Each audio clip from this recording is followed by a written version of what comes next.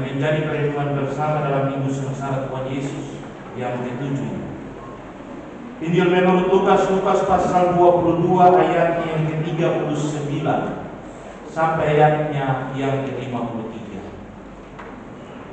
Lukas pasal 22 ayatnya yang ke-39 sampai ayatnya yang ke-53. Dan sebelum kita mendengarkan bagian firman Tuhan, mari kita berdoa. Ya Allah yang Maha Kuasa, Allah pencipta langit dan bumi, Allah dalam nama Yesus Tuhan dan Juru Selamat, kami naikkan syukur kami kepadamu karena kasih setia-Nya ada di tengah-tengah kami. Kami boleh menikmati hidup ini, dan hari ini kami ada di dalam rumah-Mu yang kudus untuk mendengarkan sabda, sehingga firman-Mu akan menguatkan kami, memampukan kami, tetapi menuntun dan membimbing kami untuk melakukan hal-hal yang benar di hadapan-Mu. Tolong kami Tuhan dalam kuasa Roh Kudus. Mampukan kami supaya kami dapat memahami firman dan melaksanakan di tengah-tengah hidup kami hari lepas hari. Bersabdalah kepada kami Tuhan, karena kami siap mendengarkan sabda. Amin. Lukas pasal 22 ayat 39 sampai ayatnya yang ke-53 yang saya bacakan untuk kita sekalian. Demikian bunyinya di Taman Getsemani. Lalu pergilah Yesus keluar kota, dan sebagaimana biasa Ia menuju Bukit Zaitun. Murid-muridnya juga mengikuti Dia.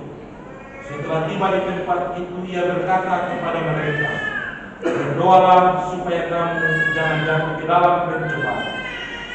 Kemudian Ia menjauhkan diri dari mereka kira-kira selempar batu jaraknya.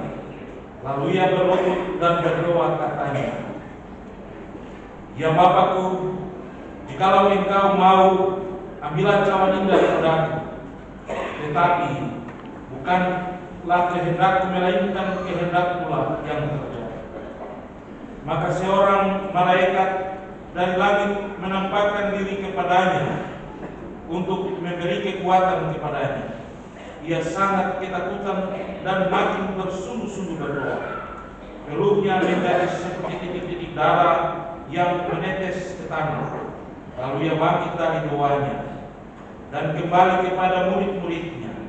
Tetapi Ia mendapati mereka sedang tidur karena duka cita.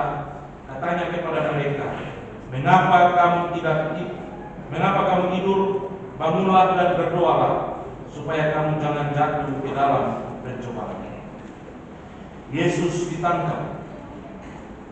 Waktu Yesus masih berbicara, datanglah serombongan orang sedang murid-muridnya yang bernama Yudas. Seorang dari ke-12 murid itu berjalan di depan mereka. Yudas mendekati Yesus untuk menciumnya. Maka kata Yesus kepadanya, "Hai Yudas, engkau menyerahkan Anak Manusia dengan ciuman?" Ketika mereka yang bersama-sama dengan Yesus melihat apa yang akan terjadi, berkatalah mereka, "Tuhan, mestikah kami menyerang mereka dengan pedang?" Dan seorang dari mereka menyerang hamba imam besar sehingga putus telinga kanannya. Tetapi Yesus berkata, "Sudahlah itu." Lalu Ia menjamah telinga orang itu dan menyembuhkannya. Maka Yesus berkata kepada imam-imam kepala dan kepala-kepala pengawal bait Allah, serta tua-tua yang datang untuk menangkap Dia, katanya, "Sangkamu aku ini penyamun, maka kamu datang lengkap dengan pedang dan pentung. Padahal tiap-tiap hari aku ada di tengah-tengah kamu di dalam bait Allah, dan kamu tidak menangkap aku. Tetapi inilah saat kamu, dan inilah kuasa kegelapan." Demikian firman Tuhan. Yang berbahagia kita semua yang mendengarkan bagian firman Tuhan dan mau memperlakukannya di tengah-tengah hidup kita hari lepas hari. Shalom. Hari ini kita bersuka cita karena kita diberi hidup dan menikmati hari-hari ini dalam semua anugerah dan kasih Tuhan yang besar. Tema bacaan kita hari ini akan mengantar kita menjalani sebuah proses kehidupan panjang dengan sebuah catatan, doa adalah senjata menghadapi pencobaan. Yesus sebagai Allah yang ditugaskan untuk melaksanakan kehendak Allah di tengah-tengah dunia, banyak hal telah dilakukan dan dikerjakannya sebagai bagian dari sebuah tanggung jawab yang dilakukan di tengah-tengah perjalanan pelayanan itu.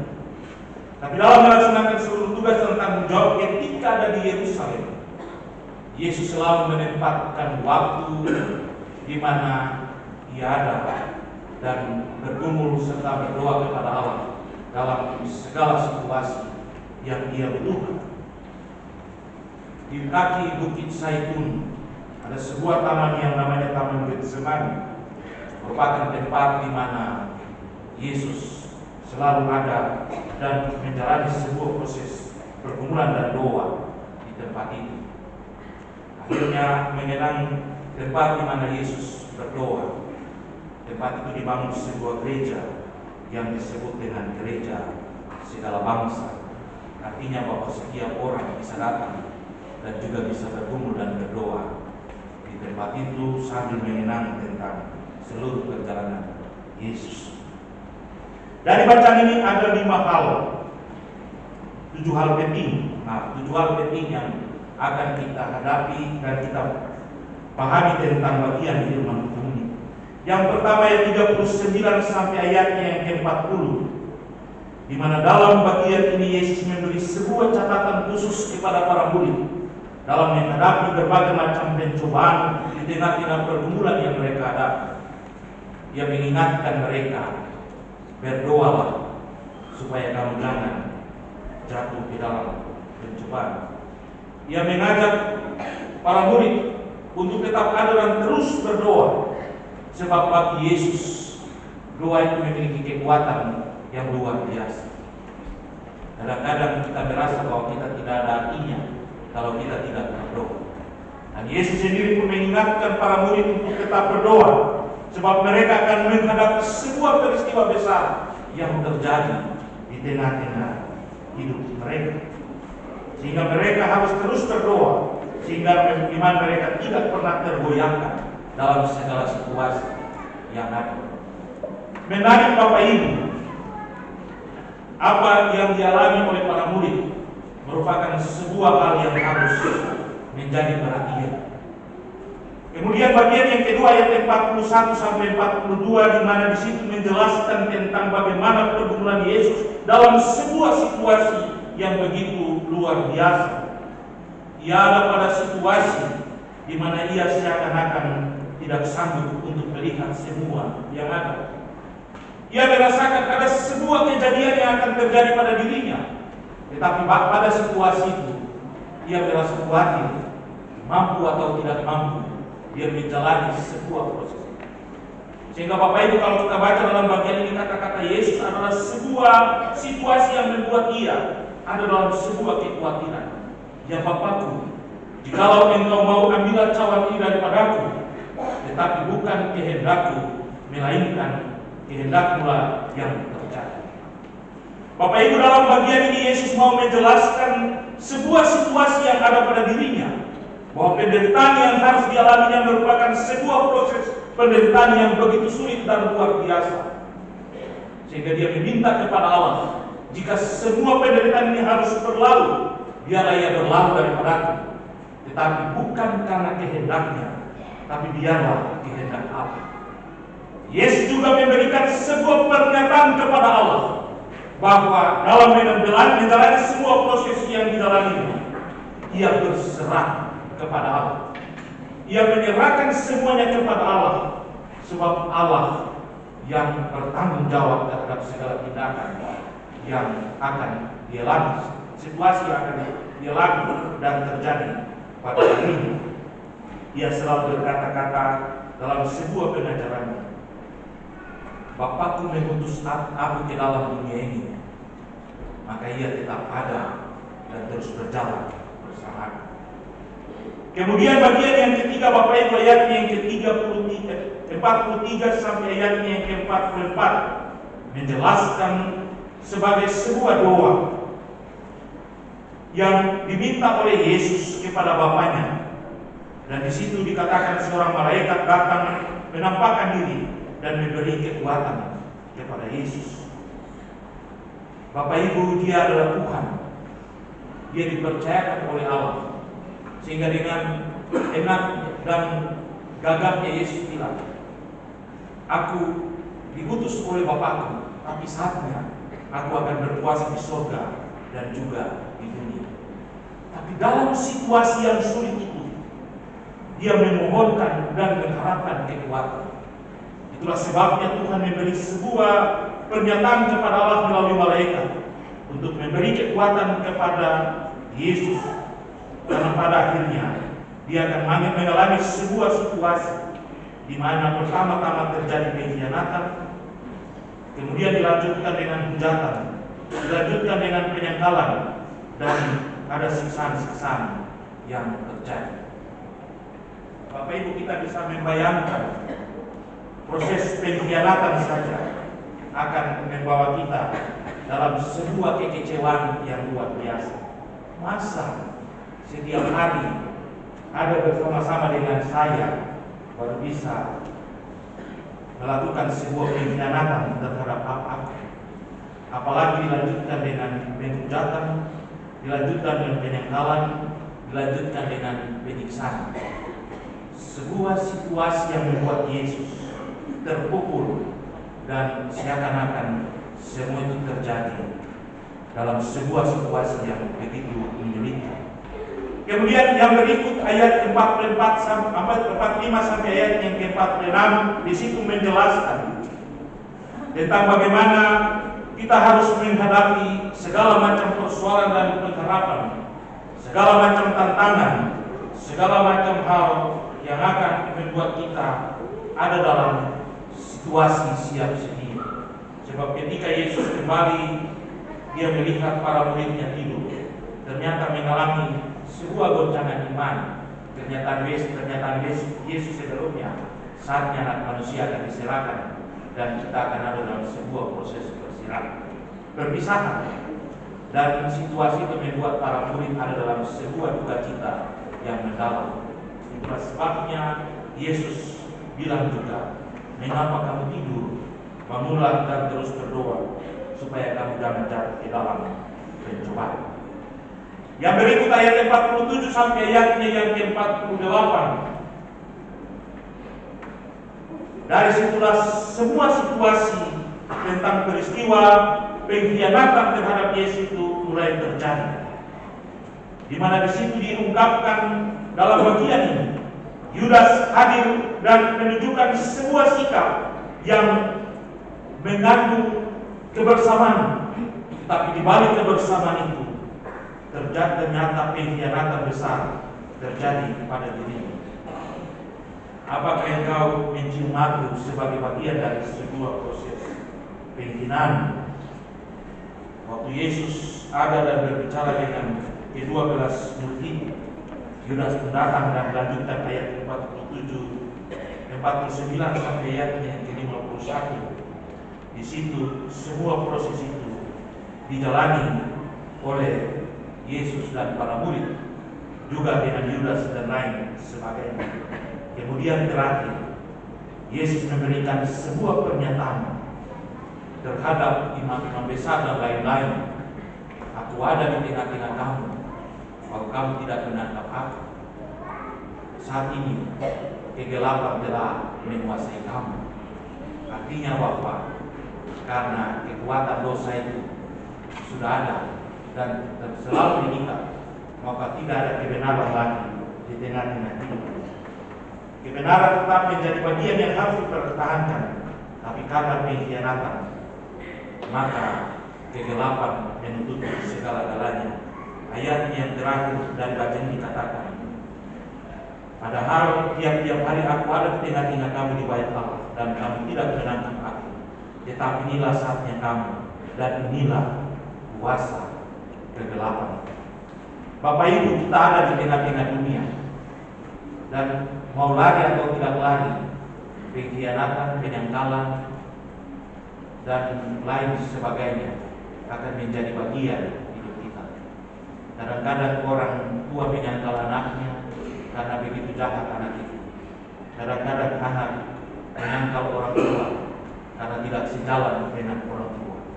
Kadang-kadang kita ada pada situasi yang membuat kita merasa bahwa kita ada dan kita hidup untuk diri kita sendiri tanpa mengabaikan orang lain.